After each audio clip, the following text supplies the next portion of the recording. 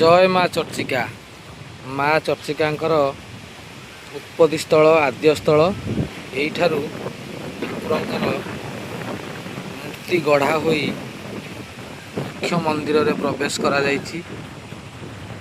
माँकर पीठरे सबुबेले पई मो ऊपर आशीर्वाद रही। मु सबुबेले आसी पारुछि माँ के पाखकु। केडे सुंदर जगह पवन बहुछि आ पहाड़र सुंदर दृश्य। चारिटा बर्तन बांधी छोटाए पर पहड़ खोल किंबदंती जना जाए जे यह हूँ एक बड़ नई थिला। ए नई कालक्रमे एक बन्यारे बड़ गाँ को भसई देछि। ए नई भितर गोटे बड़ गाँ समाहित होइछि। आईटा हूँ विशालकाय नई। यार ये जो रास्ता अच्छी रास्तार सेपटे महानदी आमर पानी मध्य प्रभावित होउछि। महानदी जल प्रभावित होउछि। ये हूँ सुंदर दृश्य बांकी माँ चर्चिकांकर पीठरे। यही स्थान में सब आम आसी बसु फटो उठाऊ। जिते आसीचु भी माँ पाखु सबु बेले डोरी लगुच। मो माँ सबु बेले तोरी आशीर्वाद आम उपर रही था। आज बापा बोऊ रमे आम आसीचु माँ पाखक।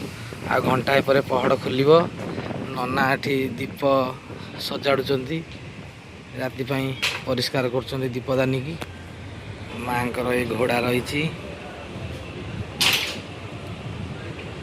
माँ को भितरे फोटो उठेवा मना केवल जहाँ बाहर फोटो उठे हम एतिकी।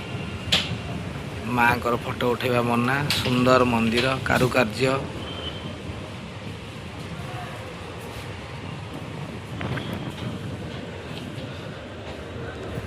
एठी मंदिर सेवक माने सोई पड़ी। आमे भी दिने शोइथिलु एठी खरा बेले।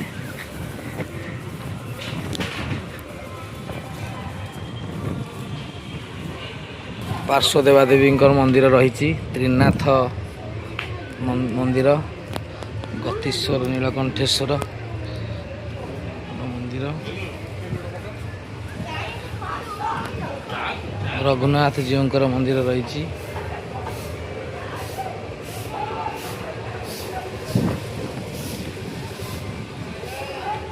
जय माँ संतोषी त्रिनाथ देवाय नमः। प्रभु यह हूँ सुंदर वृक्ष आमर जो थे मानसिक वृक्ष। मानसिक वृक्ष समस्ते बांधी जे मानसिक पूरण हेले से माने एठू आसी ठाकुराणी पाखु से मानसिक गंठी फिटेबे। यह हूँ भक्त मान करा जायछि। मंदिरर सुंदरता को आहरी बढ़ाई देछि।